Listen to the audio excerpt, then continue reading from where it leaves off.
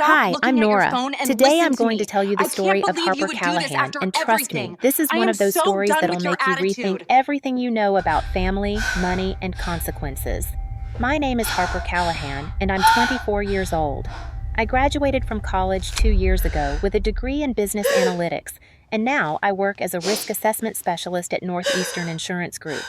It's a decent job, pays well enough, but here's the thing. I still live with my parents. Before you judge, let me explain. It's not that I can't afford my own place. On my salary, I could easily rent a nice one-bedroom apartment in the city, but I never felt the rush to move out. My parents, Garrett and Lee Callahan, are good people. Honestly, living at home has helped me save a ton of money. By the time I turned 24, I had $42,000 in my savings account. Not bad, right?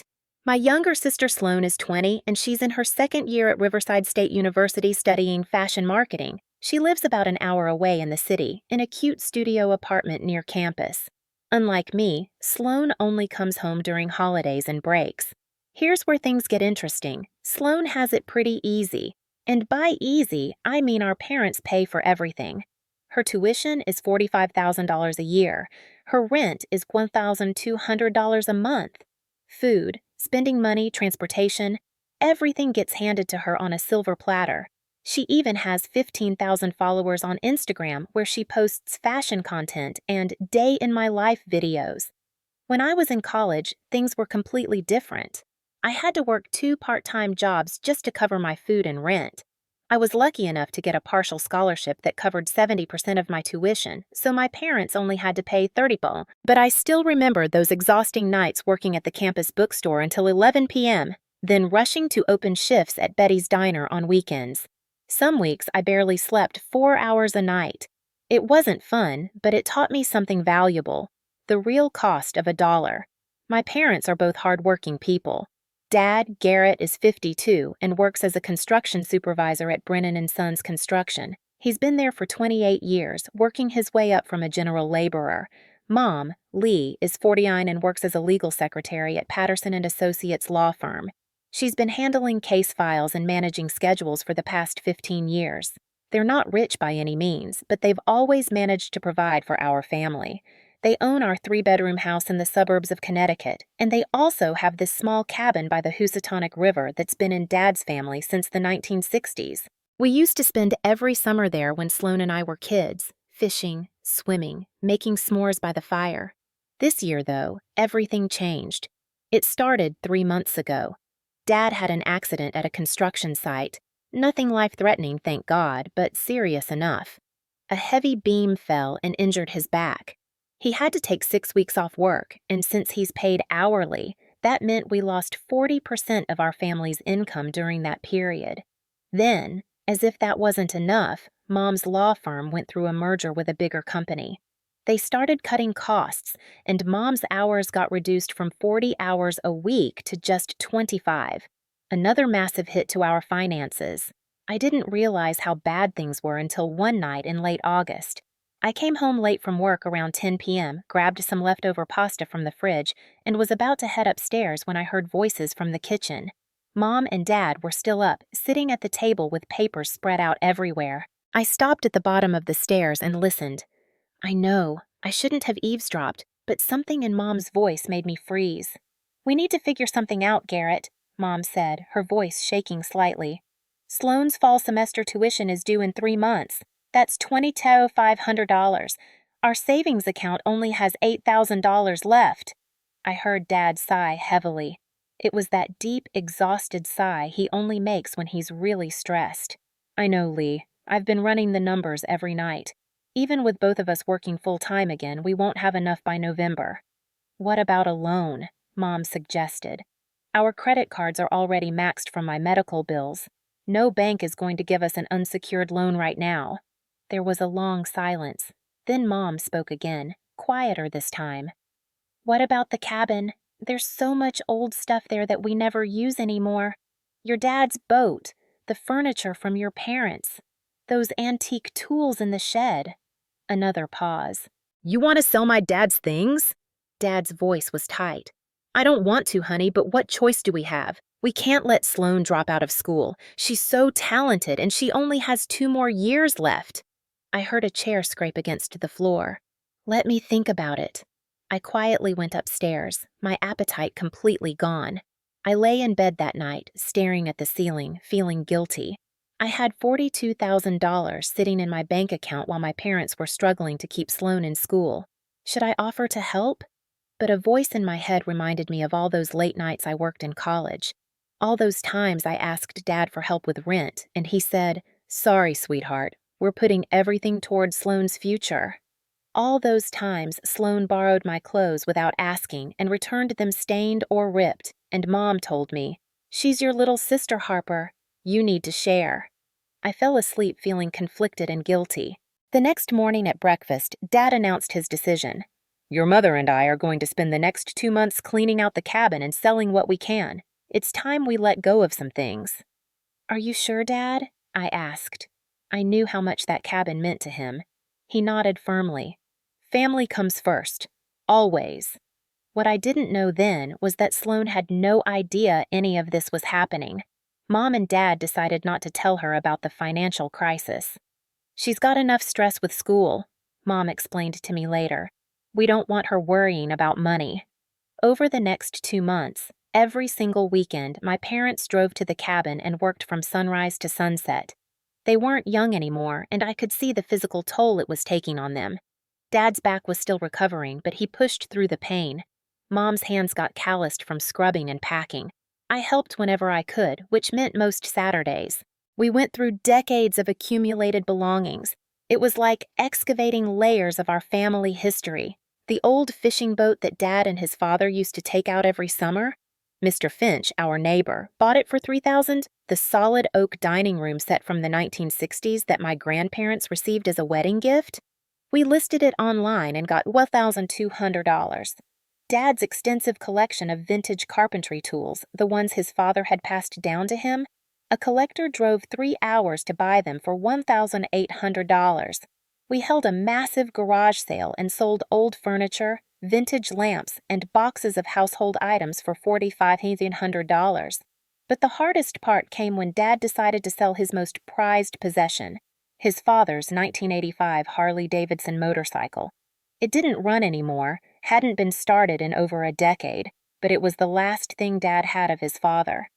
I watched him stand in the garage, running his hand over the dusty chrome, his jaw clenched tight. "It's just a thing," he said finally, but I saw his eyes were wet. "Sloane's future is worth more than things." He sold it to a collector for $4,500. I helped Mom pack up my grandmother's old wedding dress to sell to a vintage clothing shop. She held it against her chest for a moment, then carefully folded it into the box. "Your dad's mother wore this in 1954, she whispered. "I always thought I'd save it for you girls, but—" She didn't finish the sentence. By the end of October, they'd sold almost everything of value from the cabin. The total came to exactly $15,000. Every single dollar was accounted for. I watched Dad count it 3 times, organizing the bills into neat stacks of 20s, 50s, and hundreds, then sealing everything in a large manila envelope. They kept it all in cash because, and this was important, their bank account was having issues with the IRS. Some paperwork mix-up from Dad's medical claims was holding up their account access. Dad planned to deposit the money as soon as the paperwork cleared, which should have been within a week. Last Tuesday morning, everything changed. I was getting ready for work, running late as usual, when Dad called me into the kitchen. He was already dressed in his construction gear, hard hat tucked under his arm. On the table between us sat that thick manila envelope. "Harper, I need you to do me a favor," he said, his expression serious. "This is all the money from selling everything at the cabin, $15,000 exactly. I need you to deposit it in our family account at the bank today." I picked up the envelope and felt the weight of all that cash. "Dad, this is a lot of money to be carrying around. Are you sure you want me to take it to work with me?" "I would do it myself, but I have back-to-back meetings all day at the Riverside construction site. Your mother has that huge client presentation at the law firm. She's been preparing for weeks. You're the only one who can get to the bank during business hours." I glanced at my watch. 7:45 a.m. The bank didn't open until 9 o'clock a.m., and I had a critical project status meeting with my boss at 8:30 a.m. that I absolutely could not miss. We were presenting our quarterly risk assessment to the senior partners. "Actually, Dad, I can't make it to the bank today. My boss specifically said I need to be at this morning's presentation. It's for the biggest client account we have. But tomorrow's my day off. I can go to the bank first thing when they open at 9 a.m. Dad studied my face for a moment, then nodded. "Okay, that's fine. Just one more day won't hurt. But Harper?" His voice got serious. "Keep it somewhere safe tonight. This is your sister's entire future in this envelope." The weight of his words settled on my shoulders. "I will, Dad. I promise."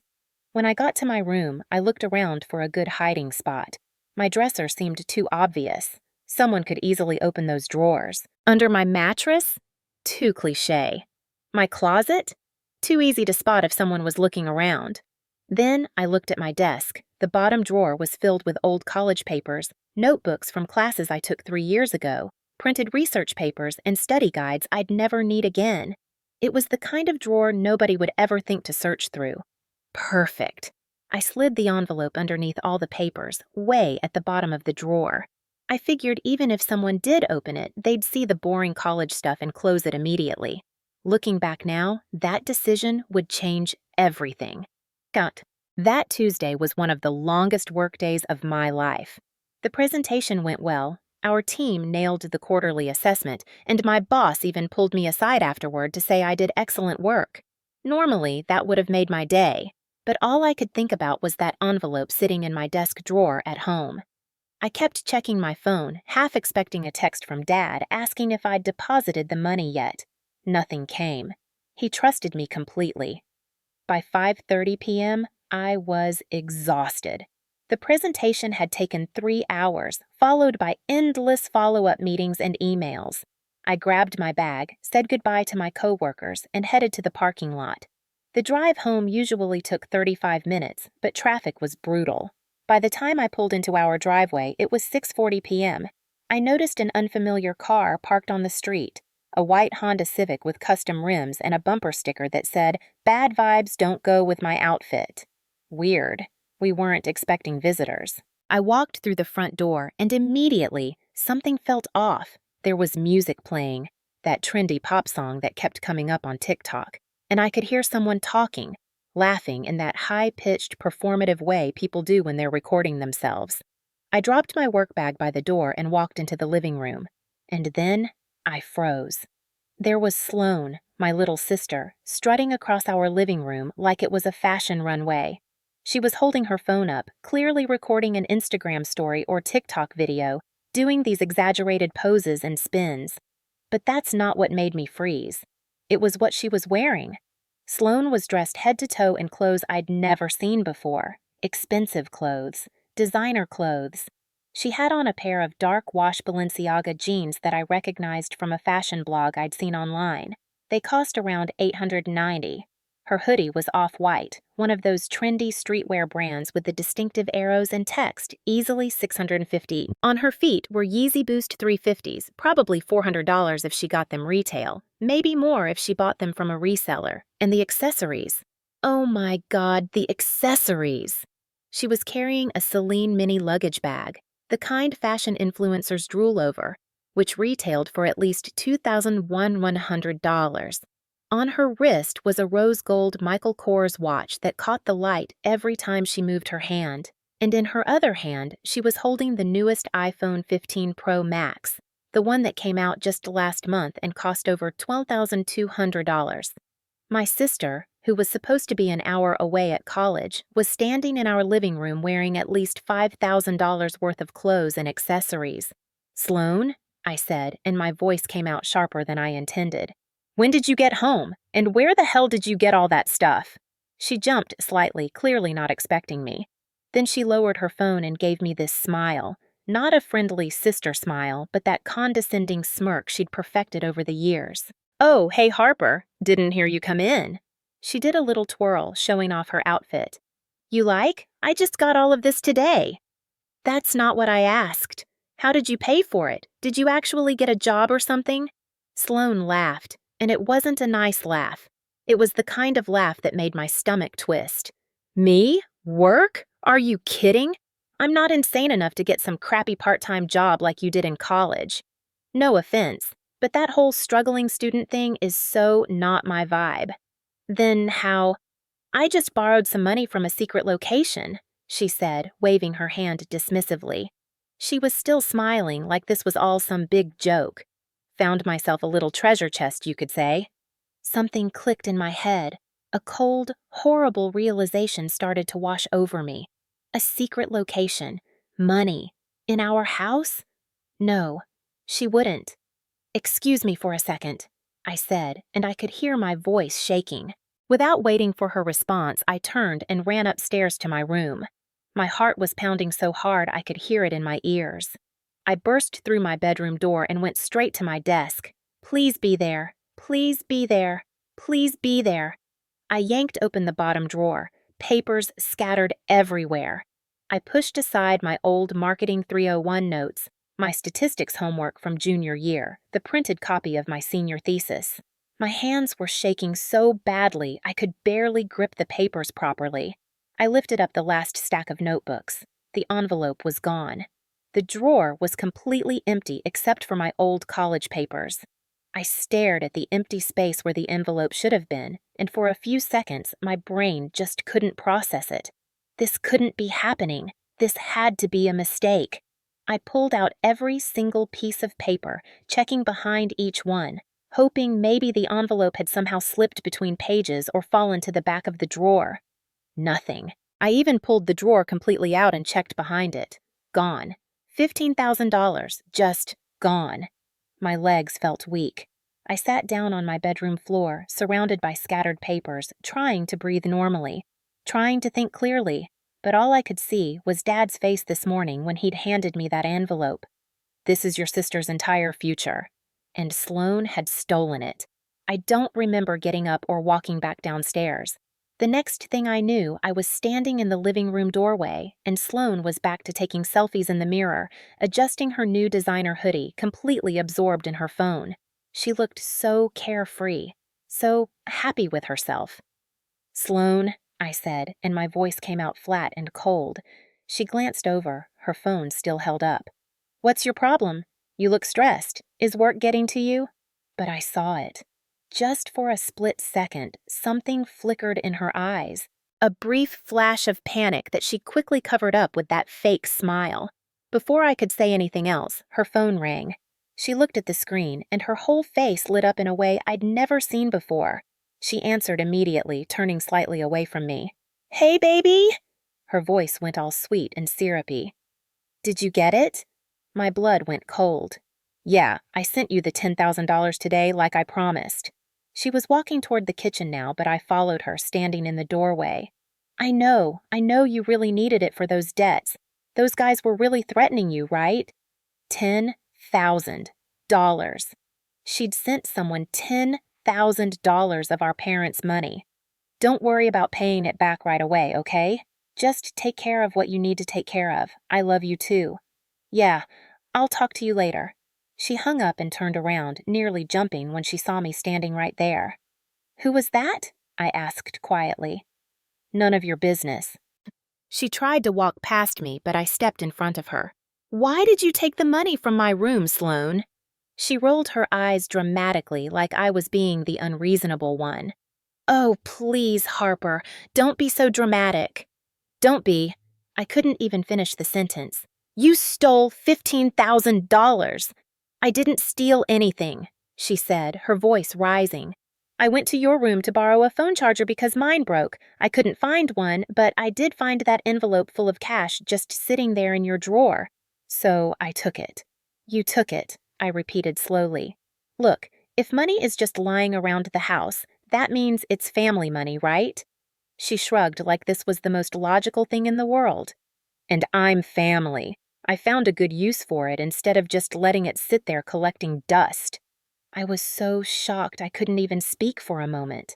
This was my sister. My little sister. And she genuinely believed she'd done nothing wrong. "Do you even know where that money came from?" I finally managed to ask.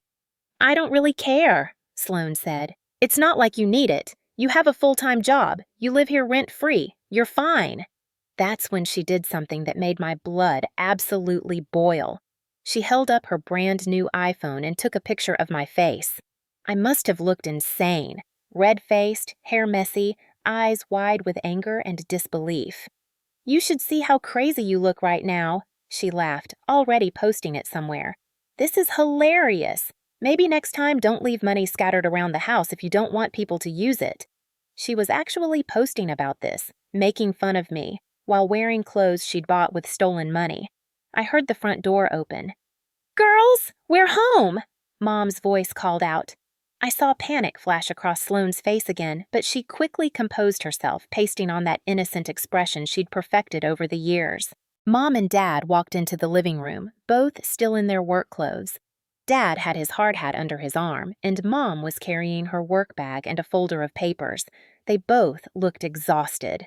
"What's going on here?" Dad asked immediately. He could always sense when something was wrong. Why does Harper look like that? I opened my mouth, but for a second no words came out.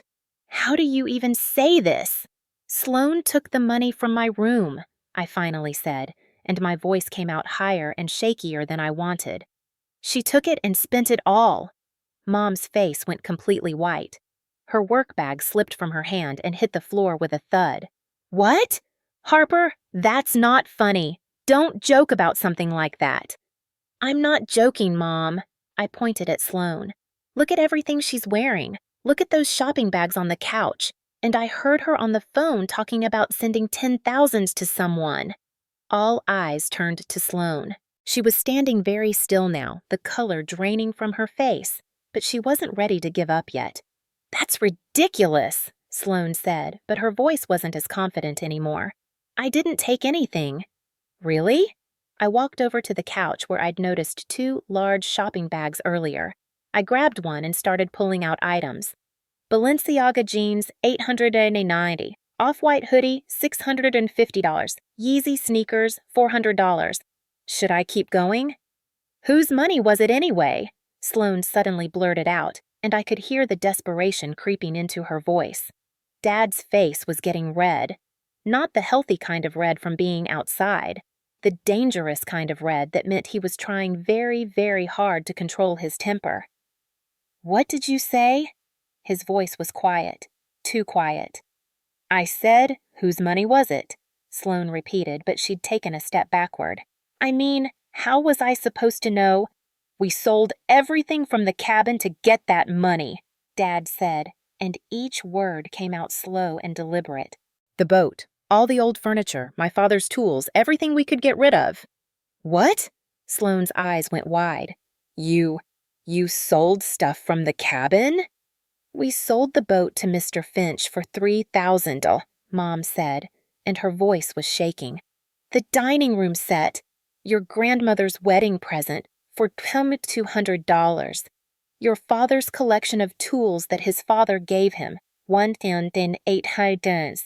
And my dad's Harley, Dad added, his jaw clenched so tight I could see a muscle twitching. The last thing I had of my father. I sold it for $4,500. The room went completely silent except for the sound of Mom crying quietly.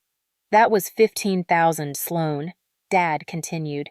$15,000 we spent 2 months earning, selling off our family's memories so we could pay for your college tuition next semester. Now Sloane looked genuinely scared. The color had completely drained from her face. Wait, what? You mean that was for my tuition? For me? We've been working every weekend for 2 months, Mom said through her tears. We didn't tell you because we didn't want you to worry. We wanted you to focus on school while we figured things out. That's when Sloane completely lost it.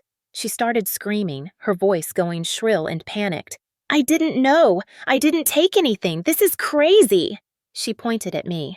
Harper spent the money herself and now she's trying to blame me. She's lying. She's always been jealous of me.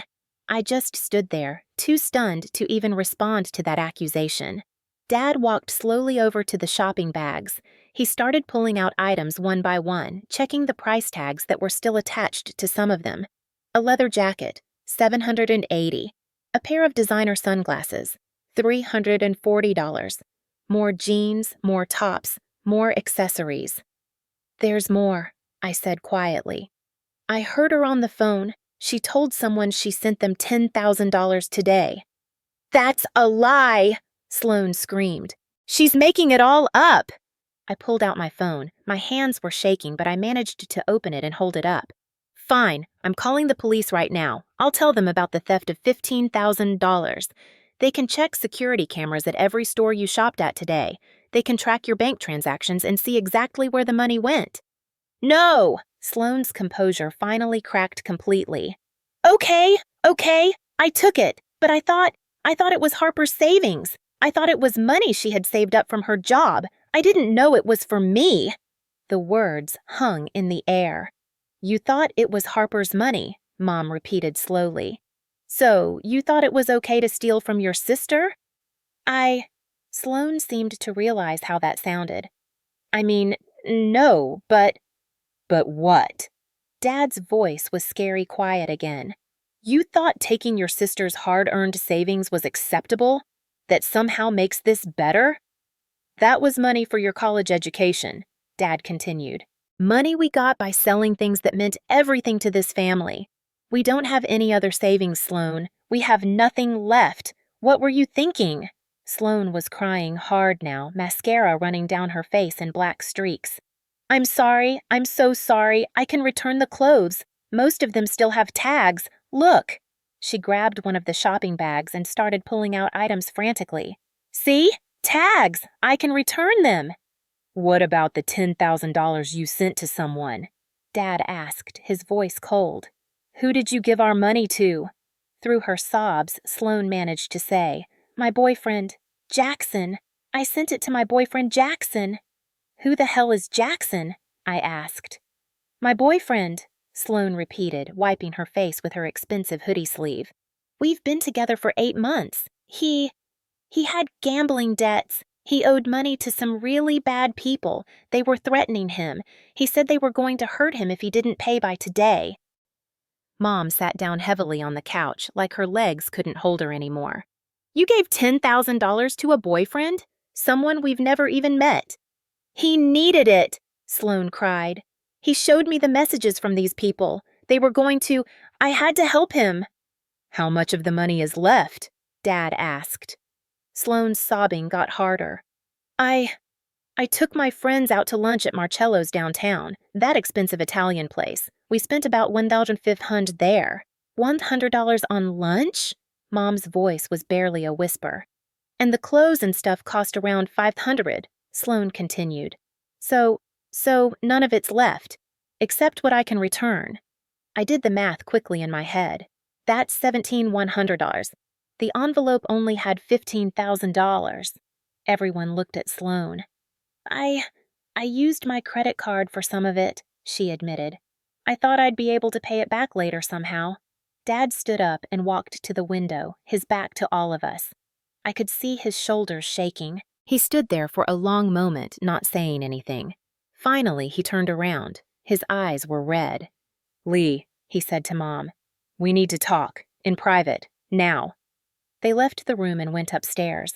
I heard their bedroom door close. Sloane and I sat in the living room in complete silence.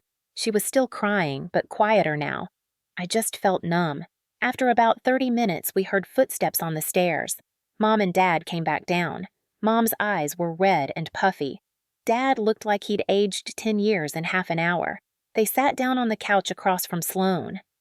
Your mother and I have made a decision, Dad said. His voice was eerily calm now. We're not going to demand that you pay back the $15,000.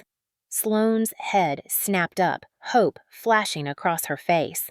Really? Thank you. Thank you so much. I promise I'll never... I'm not finished, Dad cut her off sharply. You're going to take a gap year from college starting next semester. What? Sloane's voice was small. You'll move back home immediately, Mom continued, and her voice had a hardness to it I'd never heard before. You'll get a full-time job and earn your own tuition money from now on. We won't be giving you another cent for education, rent, food, or anything else." "But Dad, I can't make that much money," Sloan protested weakly.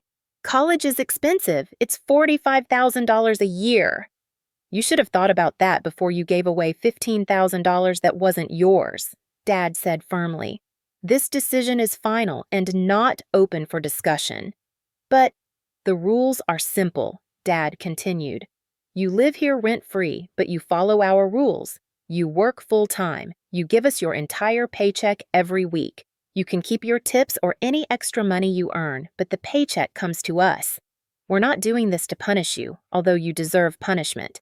We're doing this because you need to learn the value of money, real value, not Instagram value." Sloan started crying again. "This isn't fair.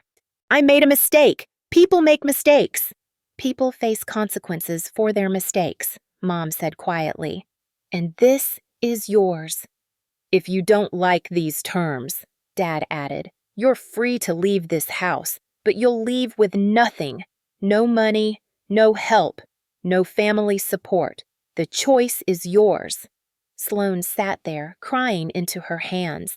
No one said anything. Finally, she whispered, "I'll do it. I'll work." "Good," Dad said. He stood up. "Now go to your room. We'll discuss the details tomorrow." Sloan stood on shaky legs and walked toward the stairs. She stopped halfway up and turned back to look at us. "I really am sorry. I didn't know." Nobody responded. She continued up the stairs, and a moment later, I heard her bedroom door close.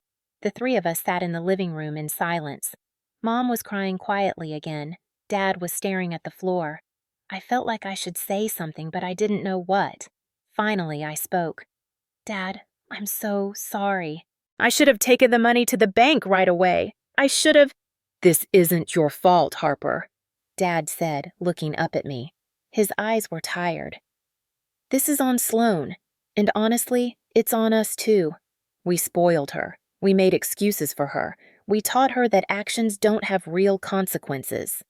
"I always defended her," Mom said softly. "Remember when she took money from your piggy bank when you were 12, Harper? I told you to stop complaining because she was just a little kid. When she borrowed your prom dress without asking and ripped it, I said it was an accident and you should be more understanding."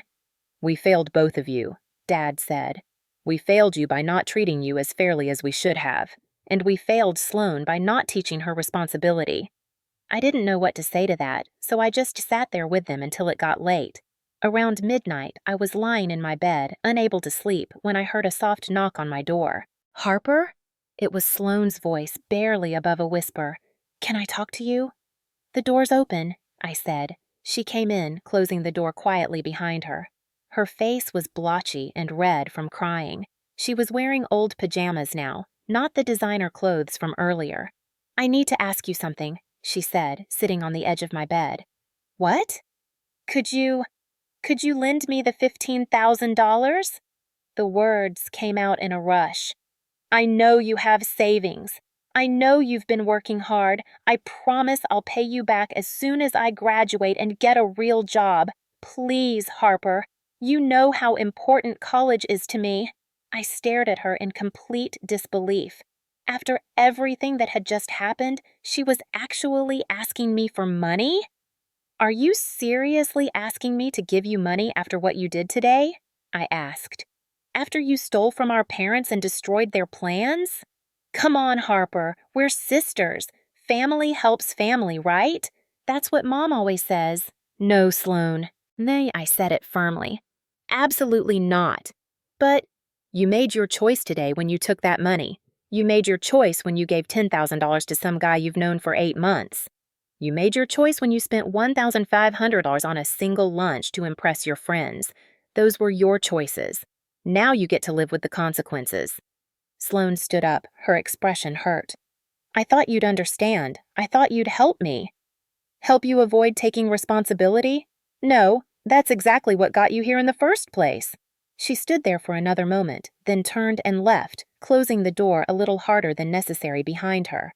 I lay back on my bed and stared at the ceiling, my mind racing through everything that had happened. I thought about all the times over the years when Sloan had done things like this. Taking my toys without asking when we were kids. Borrowing my clothes in high school and returning them stained. Taking that $200 from my wallet 2 years ago and never paying it back. Every single time, Mom and Dad had made excuses. She's your little sister. She doesn't mean any harm. You need to learn to share. Family looks out for each other. And I wondered, would they have been this upset if Sloan had stolen my savings instead of their money? Or would they still be making excuses for her, telling me I needed to be more understanding? I had a feeling I knew the answer, and it didn't make me feel better. Tomorrow, I thought, everything changes. For all of us. 2 weeks after that terrible Tuesday, Sloan moved back home. She showed up on a Saturday morning with 3 suitcases and 2 boxes, everything she owned from her apartment in the city. The expensive clothes she'd bought were all returned to the stores, except for the items she'd already worn and posted on Instagram. Those she had to keep, a constant reminder of her mistake. Dad had already laid out the rules the night before. You have 1 week to find a job. Any job. If you don't have employment by next Saturday, you're out of this house. I watched from my bedroom window as she carried her stuff inside. She looked different already. No makeup, hair pulled back in a simple ponytail, wearing old jeans and a plain t-shirt. The girl who used to strut around taking selfies seemed to have disappeared overnight. The job search was harder than Sloan expected. She applied to over 20 places in the first 3 days. Retail stores, coffee shops, fast food restaurants, grocery stores. Most applications went unanswered. The few interviews she got didn't go well. They keep asking about my work experience, she complained to Mom one evening. I was in the kitchen getting water and overheard.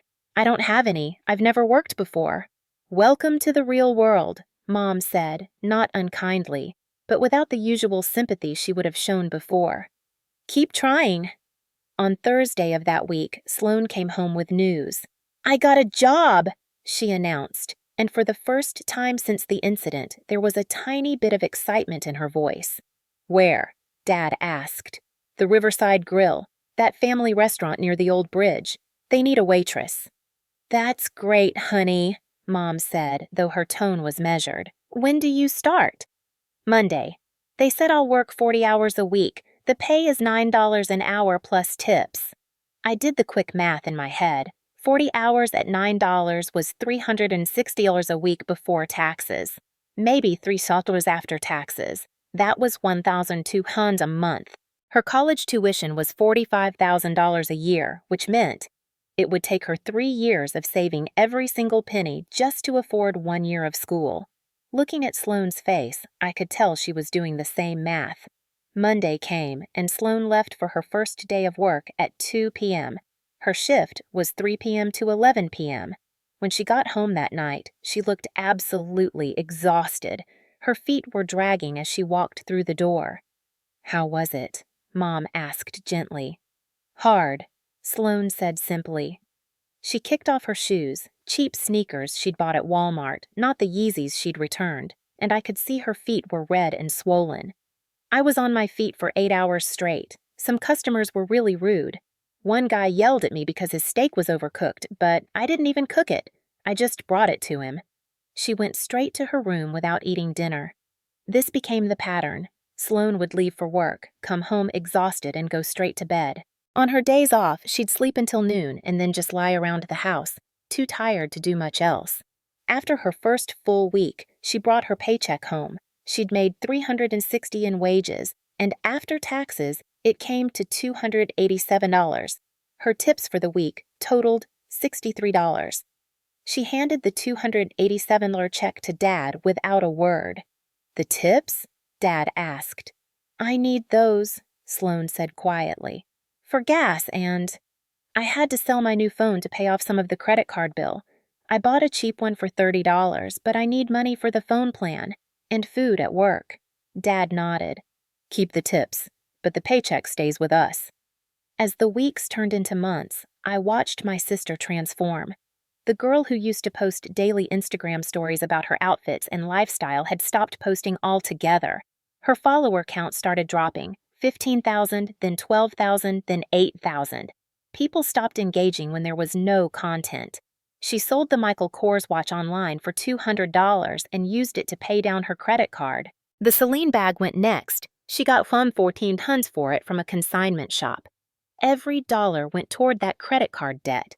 Her hands, which used to be perfectly manicured, became rough from washing dishes during slow periods at the restaurant. She developed calluses on her feet from standing all day. She lost weight, not in a healthy way, but from stress and exhaustion. I felt conflicted watching this. Part of me thought she deserved it. She'd made her bed, now she had to lie in it. But another part of me, the big sister part, hurt seeing her struggle like this. One evening, about 6 weeks after she'd started working, I came home to find Sloane sitting at the kitchen table, crying quietly over a plate of pasta she hadn't touched. "What's wrong?" I asked, sitting down across from her. I'm so tired, Harper." She wiped her face. "Every part of my body hurts, and I did the math. At this rate, it's going to take me years to save enough for even one semester of school. I've basically ruined my entire life." I didn't know what to say. She had ruined a lot. But seeing her like this, genuinely understanding the consequences of her actions, was different from the entitled girl who'd stolen that money. "You haven't ruined your entire life," I finally said. "You made a huge mistake, a really, really huge mistake. But you're learning from it. That counts for something." She looked up at me with red, tired eyes. "Does it?" "Yeah," I said. "It does." 1 month later, Mom called me on a Tuesday afternoon while I was at work. "Harper, I wanted to give you an update on Sloane." "Is she okay?" I asked, worried. She's doing better than we expected, actually," Mom said, and I could hear something in her voice. Pride, maybe? "Your father and we did something. We opened a special savings account for her." "What do you mean?" "Every week when she brings us her paycheck, we deposit the entire amount into that account. She doesn't know about it. She thinks we're just taking the money, but we're actually saving it for her." I was stunned. "Why?" "Because we want her to see, after a year, exactly how much she's capable of earning when she works hard. We want her to understand the value of consistent effort. And," Mom paused, "we want to give her a choice." "What kind of choice?" "After 12 months, we'll give her access to the account. She can use the money for college, or she can give it to that boyfriend of hers. It'll be entirely her decision. But if she chooses the boyfriend..." Mom's voice got harder. "She's out of this house permanently. No second chances." "Mom, that's actually really smart." "We're trying a different approach," Mom said. "No more just handing her things. She needs to earn it and then choose what matters." 3 months after the incident, Mom called me again with different news. "Sloane broke up with Jackson." "Really? What happened?" "He kept calling her, asking for more money. Even after she explained she didn't have access to any money, that she was working minimum wage and giving all her paychecks to us. He got angry with her, called her selfish, said if she really loved him, she'd find a way to help him." "What a piece of garbage," I muttered. "It gets worse," Mom continued. "She finally asked him about paying back the $10,000. He laughed at her, said that money between couples should be freely shared, and asking for it back showed she didn't trust him. That's when she realized he never intended to pay her back, never even considered it. How's she handling it?" "She cried for 2 days straight, but not because she lost him, because she finally understood she'd given 10,000 of our money to someone who never cared about her at all. He just saw an easy mark." Nisi, I felt angry on her behalf, even though she'd brought this on herself. Nobody deserves to be used like that. "Is she okay now?" "She's working through it. I think losing him actually helped her focus more on fixing her life. She picked up an extra shift on Sundays. She's working 6 days a week now." December rolled around, and with it came Sloane's 21st birthday. This should have been a big deal. Her first legal drink, celebrating with friends, the whole thing. Instead, she worked a double shift that day because the restaurant was short-staffed. I'd been thinking about what to get her for weeks. Finally, I went to the bank and withdrew $500 in cash. I put it in a birthday card with a simple message. You've worked harder than I ever imagined you could. I'm proud of you. Harper. We had a small family dinner at home that evening after Sloane got off work at 10 p.m. Just the four of us, a homemade lasagna, her favorite, and a grocery store cake with Happy 21st written in blue icing. When it came time for presents, Mom and Dad gave her a new pair of work shoes. Practical, cushioned, good for standing all day. She cried when she opened them. Then I handed her my card. She opened it, and when she saw the cash, she just stared at it. For a full minute, she didn't say anything. Tears started rolling down her face. Harper, this is too much. I can't. You can, I said. You've earned it. Not the money itself, but the right to have something nice. You've been working so hard. She stood up and hugged me. Really hugged me, not the quick obligatory hugs we'd exchanged over the years. Thank you, she whispered. Thank you so much. We sat back down, and I expected her to start talking about what she'd buy with it. New clothes, maybe, or something for herself she'd been wanting. Instead, she did something that shocked all of us. She took the money out of the card, stood up, and walked over to Dad. She placed the cash in his hand. Can you put this in my account too? She asked quietly. I want to save every penny I can. The room went completely silent. Dad looked at the money, then at Sloane, then at Mom. You want to save this? It's your birthday present, honey. You can do whatever you want with it. I want to save it, Sloane said firmly. Before, I didn't know what $500 meant. Now I know that's 55 hours of work. That's almost 2 weeks of my life. I can't just waste it. Dad stood up and pulled her into a hug. I saw his shoulders shaking. He was crying. Mom was crying too, dabbing at her eyes with a napkin. I felt my own eyes getting wet. This was the sister I'd always wanted to have, someone who understood value, who could prioritize what mattered, who'd grown up enough to make hard choices. After Sloane went to bed that night, the three of us sat around the kitchen table. You know, Mom said softly, we really messed up with her, for years. Dad nodded.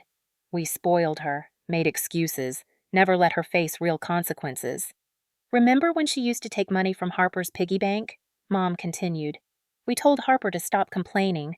We said Sloane was just a little kid and didn't understand. We taught her that she could take whatever she wanted, Dad said, and that Harper would always have to put up with it because family. I'm sorry, Harper, Mom said, looking at me. We weren't fair to you. We expected you to always be the mature one, to always give in, to always sacrifice. That wasn't right. We're trying to fix it now, Dad added. I know it doesn't erase the past, but we're trying. I know, I said, and I think it's working. She's really changing. She is, Mom agreed. For the first time in her life, she's actually thinking about consequences before acting. In July, 7 months after everything had happened, my parents invited Sloane and me to spend a week at the cabin. They'd been working on fixing it up, using money from their tax return to buy some new furniture to replace what they'd sold. The place looked different, but still familiar. Fresh paint, new curtains, a second-hand couch that was actually more comfortable than the old one. On the third night of our vacation, Sloane and I were sitting on the porch looking out at the Housatonic River. The sun was setting, painting the sky in shades of orange and pink. Everything was peaceful. You know what's weird? Sloane said suddenly. I actually like my job now. I looked at her in surprise. Really? Well, not like love it or anything. It's still hard. My feet still hurt, but... She paused, thinking. I'm good at it now. I know all the regulars. I can carry 4 plates at once. I make decent tips because I've learned how to actually talk to people instead of just posting about my life online. That's growth, I said. I keep thinking about that $15,000, she continued, her voice getting quieter. I think about how many hours Mom and Dad worked to earn the money they used to buy the stuff they sold. And I just gave it away in one day, like it meant nothing. You were thoughtless, I said honestly, and selfish, and you hurt a lot of people. I know. She was quiet for a moment. I wish I could take it back. All of it. The money, the way I treated you, everything. You can't take it back, I told her. But you can make sure you never do anything like it again. And so far, you're keeping that promise. She looked at me, and in the fading sunlight, I saw something different in her eyes. Maturity, understanding, maybe even wisdom. Thank you for not giving up on me, she said softly. I know I didn't deserve it, but you kept believing I could change. That's what big sisters do, I said, even when their little sisters drive them absolutely crazy. She laughed, the first real laugh I'd heard from her in months. We sat there watching the river until it got dark, and for the first time in years, I felt like we were actually sisters. Real sisters, not just two people who happened to share parents. Yeah. 1 year after the incident, on a Tuesday morning in late August, Mom and Dad called a family meeting. We all sat in the living room, the same room where everything had fallen apart exactly 12 months earlier. Sloan, Dad began, you've completed 1 full year of work. Your mother and I are very proud of how hard you've worked and how much you've grown. Sloan nodded, looking nervous about what was coming. We have something to tell you, Mom continued. Remember how we made you give us your paychecks every week?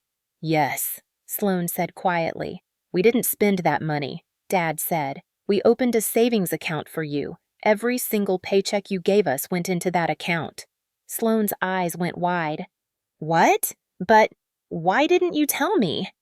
Because we wanted you to learn what it felt like to work without seeing immediate results, Mom explained. We wanted you to understand that building something takes time and patience. How much? Sloane's voice was barely a whisper. How much is in the account? Dad pulled out a bank statement and handed it to her.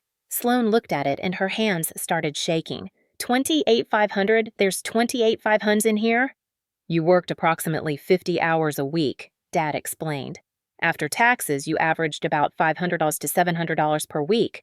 Over 12 months, that added up.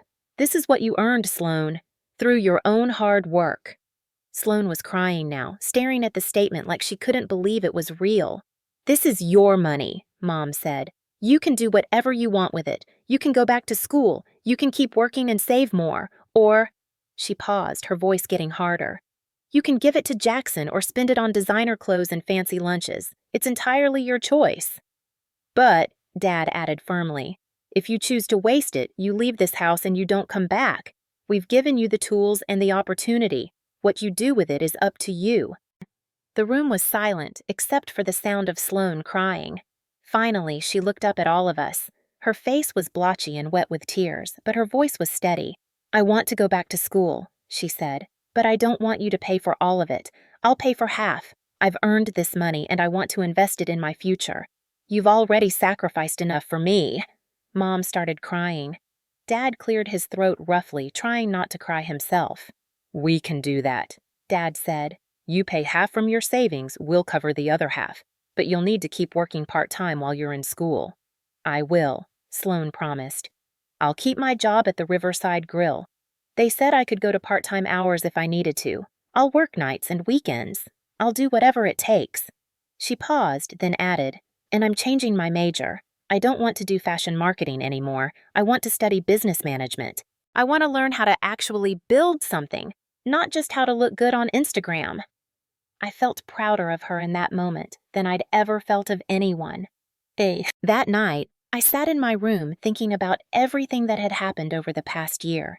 The theft, the betrayal, the anger, the slow rebuilding of trust. Maybe, I thought, that terrible day last August was exactly what our family needed. It forced all of us to confront some hard truths.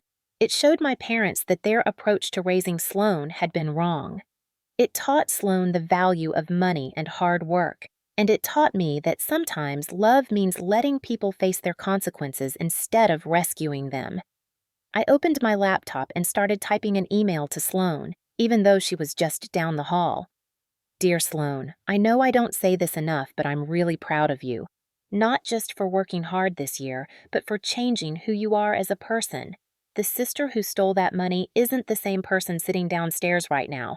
You made a terrible mistake, one that hurt all of us. But you didn't just apologize, you actually changed. That's rare. Most people just say they're sorry and then keep doing the same things. I'm glad we're sisters, and I'm excited to see what you do next. Love, Harper. I hit send and heard her phone ping downstairs. A moment later, my phone buzzed. A text from Sloan. Thank you for never giving up on me. Even when I gave you every reason to. I love you, sis. I smiled and put my phone down. Tomorrow, Sloan would start the enrollment process to return to Riverside State University. She'd keep working at the restaurant, keep saving money, keep proving that people can change when they want to badly enough. The $15,000 was gone, yes. We couldn't get it back, but what we gained instead was something more valuable, a family that finally understood each other, a sister who'd grown up, and the knowledge that sometimes the hardest lessons are the ones we need most. As I lay down to sleep that night, I realized something else. I'd stopped being angry. Not just at Sloan, but at my parents too, for all those years of being told to just accept her behavior because that's what big sisters do. We'd all grown, we'd all changed, and maybe that was worth $15,000 after all.